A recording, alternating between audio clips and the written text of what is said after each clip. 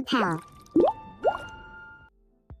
Welcome to the deep dive. Yeah. We take complex material, break it down, and pull out the key insights, especially for those of you tackling big challenges like, say, a PhD qualifying exam. Exactly. Today, we are doing just that, diving deep into drug metabolism in pharmaceutical sciences. It's a huge topic, especially if you're focusing on biosynthesis and drug metabolism for your PhD quals. Absolutely essential stuff. So our mission today is simple.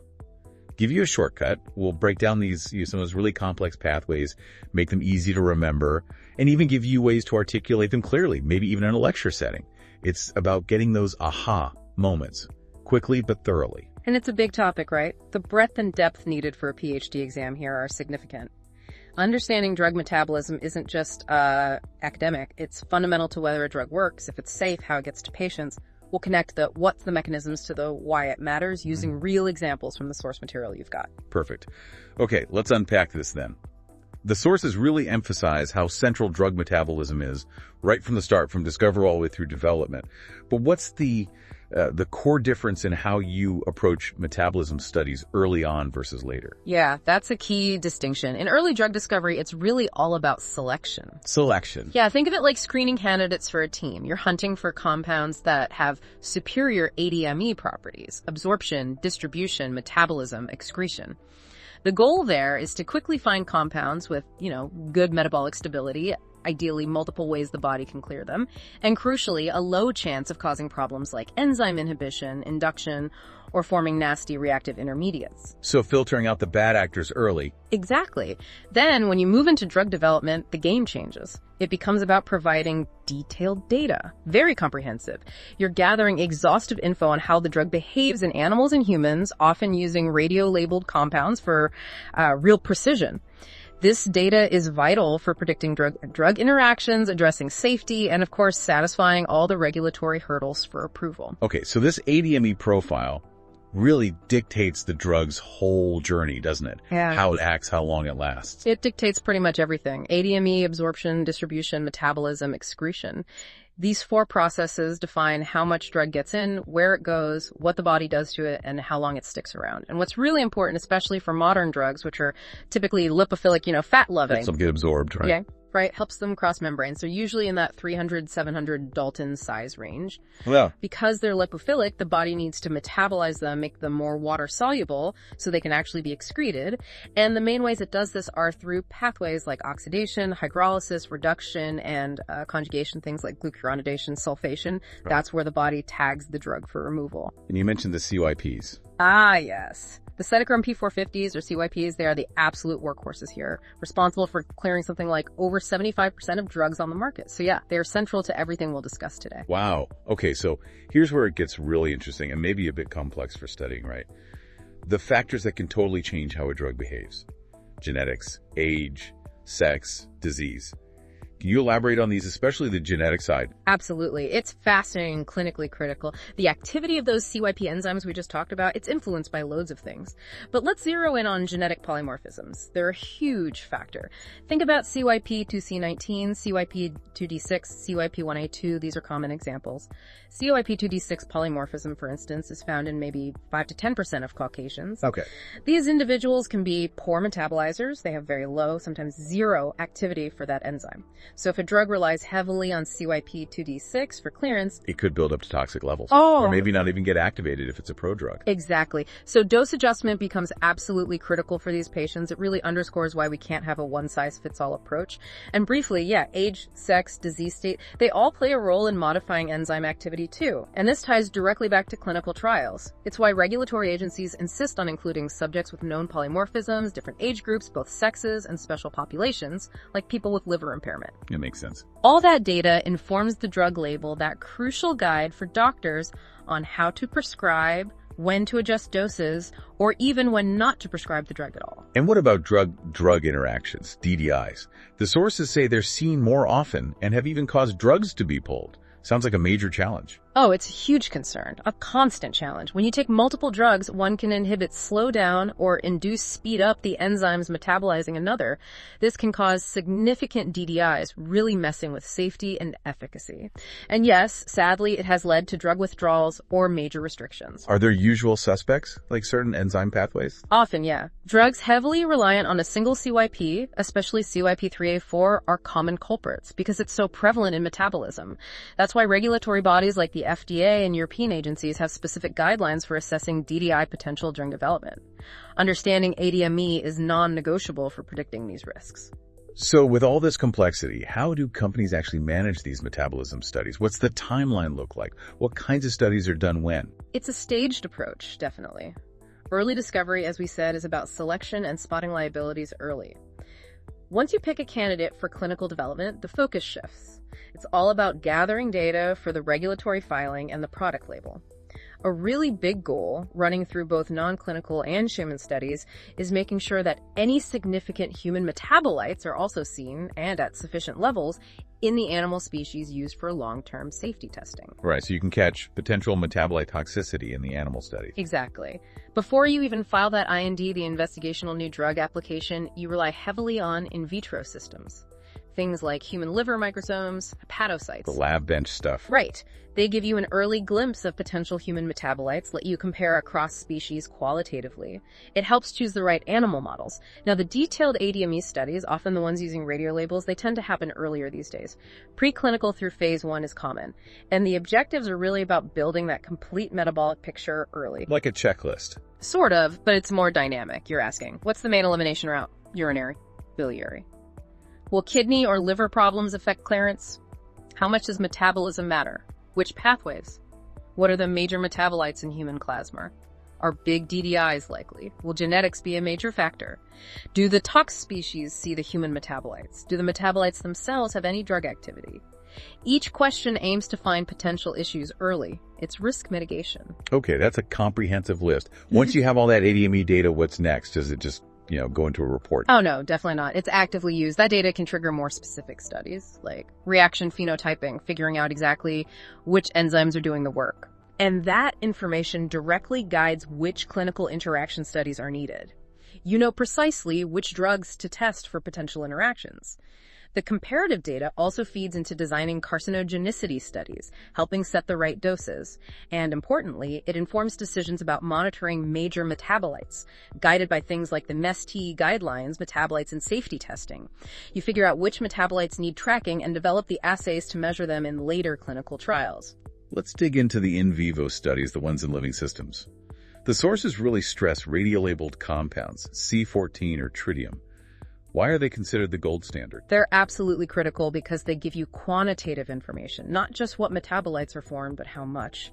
You can track both the original drug and everything it turns into. So you get the full balance sheet, basically. Exactly, mass balance. And where you put that radioactive label on the molecule is super important. You need to make sure it won't just, pop off if the molecule breaks apart. The omopatrolate and gemapatrolate example in your source material is perfect. Amide hydrolysis could split the molecule into big chunks, so they had to label both sides of the molecule. Clever. Yeah, it let them track metabolites coming from each piece, giving a complete picture. And beyond just counting radioactivity, these studies are key for structural characterization of metabolites.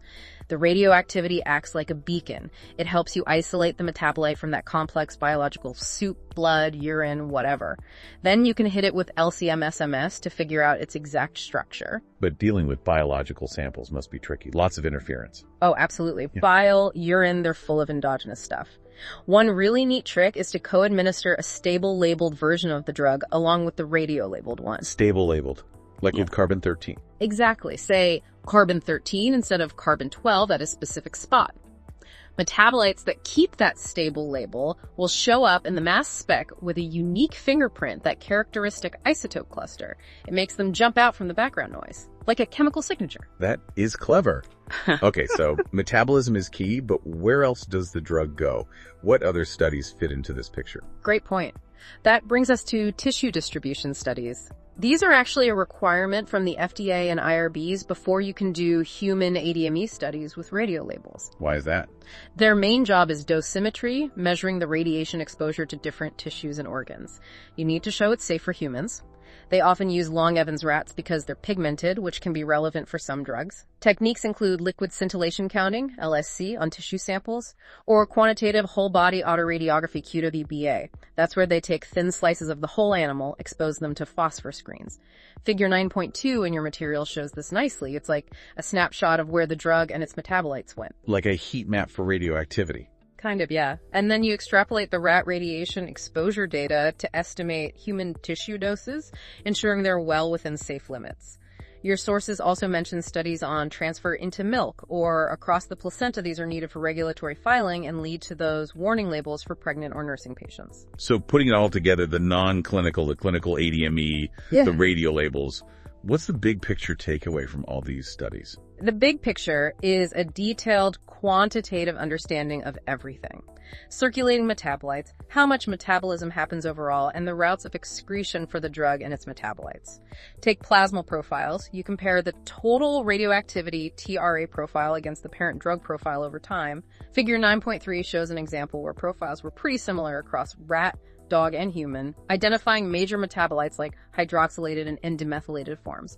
That gives you confidence in your animal models. Then you look at urine and feces. Figure 9.4, the Gemma petrolata example, shows extensive metabolism, no parent drug left in excreta, but importantly, the same major metabolites were seen across species, even if the proportions varied slightly. This confirms similar pathways. And what about bile? Yes. For highly lipophilic drugs, especially those undergoing conjugation like glucuronidation, biliary excretion can be huge. So bile duct cannulated BDC studies in animals become essential. Why? Because conjugates dumped into bile can get hydrolyzed back to the original form by gut bacteria. So if you only look at feces, you might miss the full extent of biliary clearance via conjugation. Figure 9.5 for miraglitazar shows this conjugates in bile but hydrolyzed forms in feces. BDC studies reveal that hidden clearance pathway, and critically, this human ADME data plus reaction phenotyping directly informs which DDI studies are essential. That example from figure 9.3 again, finding CYP3A4 made about 25% of the metabolites. That directly triggered the ketoconazole DDI study because keto is a strong 3A4 inhibitor. It's all connected. Okay, let's shift from the whole organism back to the lab bench. What about the in vitro studies? Well, what can they tell us early on about metabolism and potential problems? Right. In vitro is crucial for that early read, both in discovery and development. They give you clues about human metabolism and potential liabilities before you even get into animals or humans. For metabolite profiling, you use systems like liver fractions, microsomes, or S9 fraction, or hepatocytes, which are whole liver cells, sometimes even liver slices. Is one better than the others? They're complementary, really. Microsomes are great for looking at specific enzyme families like CYPs, mostly handling oxidative metabolism. Think of them as the enzyme machinery. Hepatocytes, though, are more like the whole intact cell. They have the full set of enzymes, oxidative and conjugative, plus the necessary cofactors, so they often give a more complete picture. Figure 9.6 in your source shows this well. Microsomes might show the oxidative metabolites, but hepatocytes show both oxidative and the conjugated ones for the same drug. Using both helps compare across species and pick the right tox species. Then there's reaction phenotyping. This is super important. It's about identifying the specific enzymes, particularly the CYPs, that are responsible for metabolizing your drug. Why? Because that's key to predicting clinical DDIs. Makes sense. How do you figure that out? You've got a few tools. You can use individual expressed human CYP enzymes, specific chemical inhibitors or antibodies that block certain CYPs in pooled human liver microsomes, or even use a bank of livers from different human donors to see variability. The gold standard is really to use at least 2 different methods to get strong evidence. If a drug is mainly cleared by just one CYP, say CYP3A4, the DDI risk with a strong inhibitor like ketoconazole is high. You could see that 5 to 10-fold exposure increase. But if clearance is low or multiple enzymes are involved, the risk is generally lower. What about enzymes other than CYPs? That's a challenge. We don't have quite the same extensive toolbox for other important enzymes like FMOs, UGTs, or sulfur transferases, though research is ongoing. We also look at CYP inhibition. Does our drug inhibit key CYPs that handle other drugs? Usually test the main ones: 1A2, 2A6, 3A4, 2B6, 2C8, 2C9, 2C19, 2D6. High-throughput screens often use fluorescent probes, but regulatory agencies prefer data from human liver microsomes as it's thought to be more predictive of in vivo. And finally, CYP induction. This is when your drug actually increases the activity of an enzyme, usually by boosting its production. Also a DDI risk, right? Could make another drug clear too fast. Exactly, less effective. So, FDA requires testing, usually done using primary human hepatocytes from multiple donors, treated with the drug for a few days. You look for a significant increase in enzyme activity, say more than double compared to control, or a strong response relative to a known positive control inducer. But here's a key point. You often need to measure two things, enzyme activity and mRNA or protein levels. Why? Take atonivirine. It's famous for being both an inhibitor and an inducer of CYP3A4. If you only measured activity, the inhibition might mask the induction signal. Looking at mRNA levels confirms the induction is happening at the gene level, so you need that dual confirmation. Okay, wow, that really highlights the complexity. Now, let's connect this to real-world problem solving. The sources mention issue-driven metabolism studies. Sounds like metabolic detective work when things go wrong. It absolutely is, and these cases are incredibly instructive. This is where the Misaki guidelines, metabolites in safety testing come into play. They provide a framework. Generally, the idea is you need to monitor metabolites that represent a significant chunk of the total drug exposure. Industry often uses around 25% of the total drug AUC as a trigger, but the FDA has proposed a stricter 10% threshold. So if a metabolite reaches that level, you need to investigate its safety specifically. Basically, yes. You need good quantitative data, whether from radiolabel studies or LC-MS using synthetic standards, or even using purified radioactive metabolites as standards themselves. It sets a bar for when a metabolite needs dedicated safety assessment. Let's talk specifics. Yeah. The ephedrins example, that rat toxicity that wasn't relevant to humans. Yeah. How did metabolism studies crack that case? The ephedrins case. Classic species difference. Efavirenz, an anti-HIV drug, caused kidney toxicity in rats at high doses. But crucially, this wasn't seen in monkeys or humans. So what was different in rats? The key finding was a rat-specific pathway involving glutathione. The drug formed an adduct joined up with glutathione specifically in rats. This adduct was then further metabolized into cysteine adducts that were toxic to the kidney tubules. Detailed mechanistic studies, using things like stable labeled drug and pathway inhibitors, confirmed two things.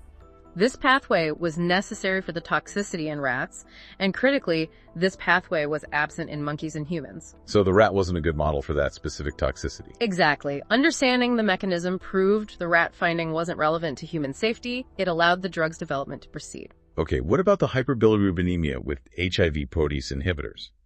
That sounds like a direct clinical side effect explained by metabolism. It was. This involved UGT1A1 inhibition. Patients taking HIV protease inhibitors like indinavir and etazanavir were showing up with high levels of unconjugated bilirubin in their blood, basically jaundice. And the hypothesis was that the drugs were inhibiting UGT1A1. That's the enzyme mainly responsible for glucuronidating bilirubin, making it water-soluble for excretion. If you inhibit UGT1A1, bilirubin builds up. And sure enough, in vitro studies showed these protease inhibitors potently blocked UGT1A1 and also related enzymes like 1A3 and 1A4.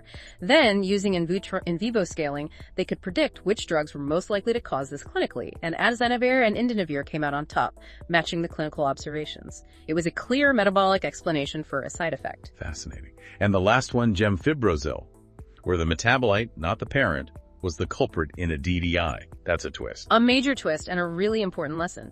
This was mechanism-based inactivation of CYP2C8 by the gemfibrozil glucuronide metabolite. Okay, break that down. Gemfibrozil is a lipid-lowering drug. Early in vitro tests showed it inhibited CYP2C9 more than CYP2C8.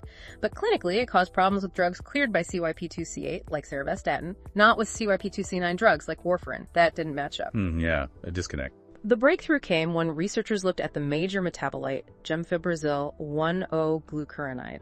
It turned out this metabolite, not the parent drug, gemfibrozil, was a potent metabolism-dependent inhibitor of CYP2C8. Metabolism-dependent means it had to be formed first, and then it inactivated the enzyme, often irreversibly. This required N80pH and got stronger over time in the incubation. This discovery perfectly explained the clinical DDI and hammered home the point. You have to study the metabolites, too. They can have their own activity or cause their own interactions. Incredible detective work. So after all this detailed study, from discovery through issue resolution, what's the ultimate payoff? How does this massive amount of data translate into drug approval and the information doctors actually use? The ultimate payoff is ensuring drug safety and efficacy and getting that information clearly communicated. All this metabolism data is meticulously compiled to meet the requirements of regulatory agencies, FDA, ICH, EMA, etc.